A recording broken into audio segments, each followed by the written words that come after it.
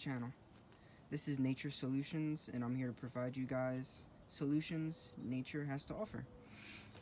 And in this video, I'm going to be brewing some compost tea, and I will show you guys the recipe that I use. So let's get started. First off, you want a 5-gallon bucket, and you can purchase this at any hardware store like the Home Depot, Lowe's, Ace Hardware, or really any local hardware store near you. This will be serving as a reservoir for the compost tea. Secondly, you want an aquarium air pump, and you can purchase this at any pet store. And what this does is aerate our compost tea so all the microbes are able to breed. And then you want a pantyhose. You also could go with a cheesecloth, but in my case, pantyhose is a lot more accessible and it's cheaper.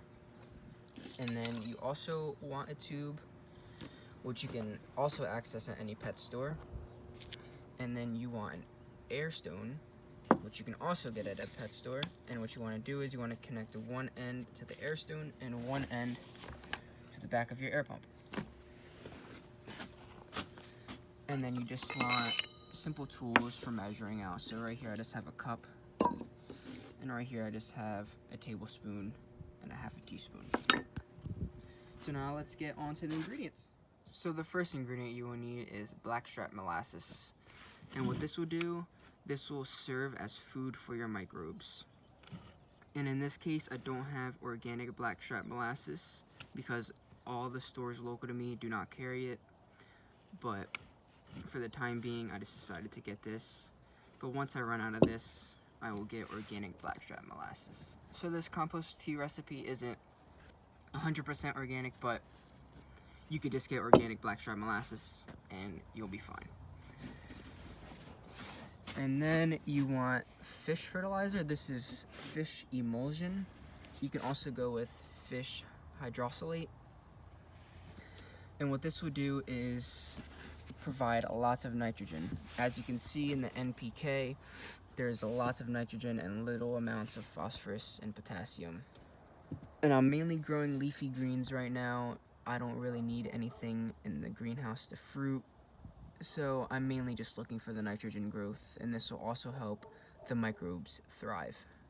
And then the base of your compost tea will be earthworm castings. Although you could use other castings, but for what I am trying to accomplish, earthworm castings is my best option.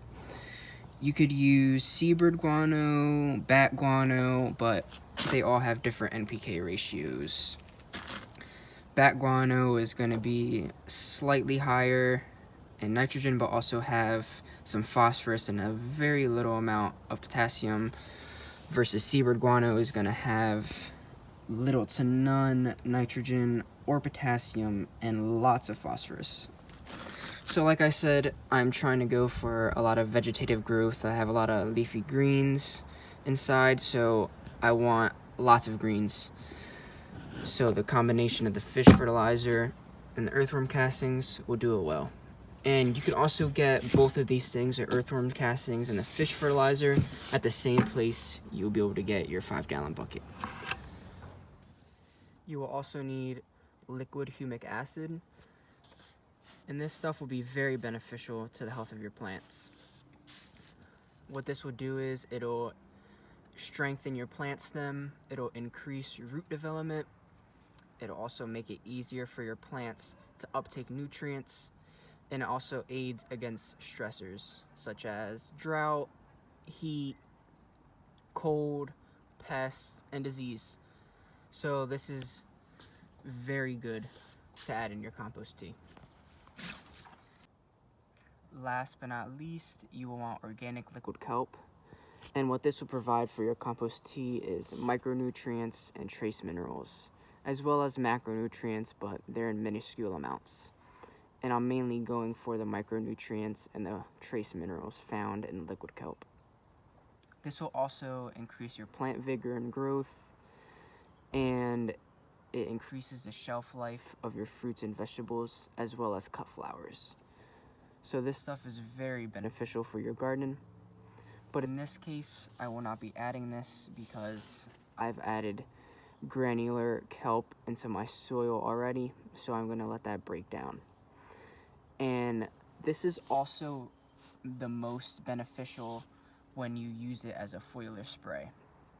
Your plants absorb it best through the plant leaves and the stem rather than through their roots. So keep that in mind. It'll work best as a foliar spray. And you can use your compost tea as a foliar spray. You don't have to dump it into your soil, but in this case, I'm just going to leave it out.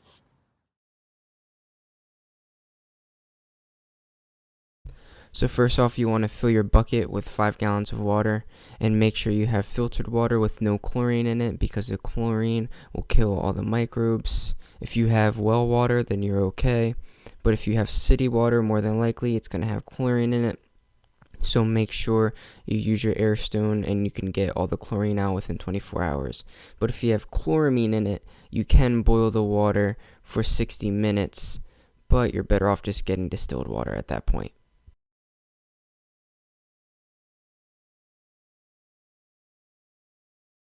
Now that you've poured all of your water into your bucket, you want to grab your blackstrap molasses and a tablespoon measuring stick. You want to add 1 tablespoon of blackstrap molasses per gallon of water. And in this case, we are brewing 5 gallons worth of compost tea, so you want to add 5 tablespoons of blackstrap molasses to your water. Blackstrap molasses can be pretty viscous, so at times it can be a little difficult to get it out of the bottle into your measuring stick, but if you just opened up a new bottle of blackstrap molasses, it'll be a lot easier than what you see me doing here. Most of my blackstrap molasses is gone, leaving me with only about a quarter of the bottle left, so a lot of it has to travel down the whole bottle in order to get into the measuring stick. There will be some blackstrap molasses sticking to the bottom of your measuring stick, and you can just scrape it off with your finger into your reservoir, but it's not that much of a big deal. For this next step, you will need your earthworm castings and a measuring cup. For my recipe, you will only need to add 1 cup of earthworm castings for your entire brew. And as you can see, I have a jar sitting on the table, and what I did was I inserted the pantyhose into the jar and I wrapped it around the lid, so I created an opening into the pantyhose, and then I secured the pantyhose around the lid of the jar with a rubber band, so when I'm adding my contents, nothing will fall down, and I can safely put all my ingredients into the pantyhose. Now you want to grab your bottle of fish emulsion, and before you pour, make sure you shake the bottle thoroughly so nothing is settled on the bottom. You want to pour a half a cup full into your measuring cup, and then you want to pour it into your pantyhose. And you might ask yourself, well, what's the point of pouring the fish emulsion into the pantyhose? Doesn't that defeat the purpose of having it as a tea bag to keep all the ingredients secured in the bag so you don't have a mess in your compost tea? And to that I will say, yes, some of your fish emulsion will come out of the bag, but some of the worm castings will absorb the fish emulsion.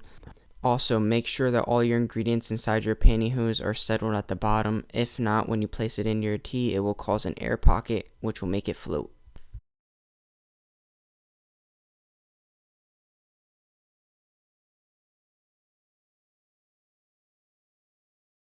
Hello everybody.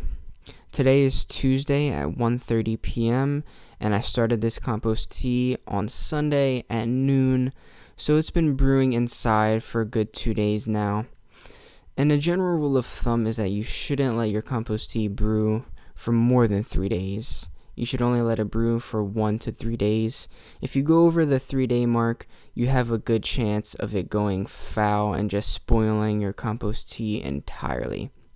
So you should only wait 3 days max, but I like 2 days. 2 days is good for me. So you might ask yourself, where is the humic acid you were talking about earlier in this video? And I add my humic acid after my compost tea is done brewing, and I add about 3 tablespoons of humic acid to my 5-gallon compost tea. And in this part, you can see me accidentally overflow my tablespoon measuring stick. So there should be 3 tablespoons. Also, there's 2 different types of compost tea, and that is bacterial and fungal. And in this case, this is a recipe for mainly bacterial because I'm growing brassicas and other annual vegetables, and they benefit better from the bacterial dominated compost tea, whereas perennial vines, bushes, and trees benefit a lot more from fungal compost teas. If you made it this far, then thank you so much for watching. I appreciate your time. If you have any questions, concerns, any feedback, or any suggestions, then just leave them in the comments below, and I'll definitely get back to you. I'll be posting more content in the future just about growing your own food, gardening, finding your own food, and just solutions nature has to offer. So thank you so much for watching again. Please like and subscribe and share with your friends, and have a blessed day.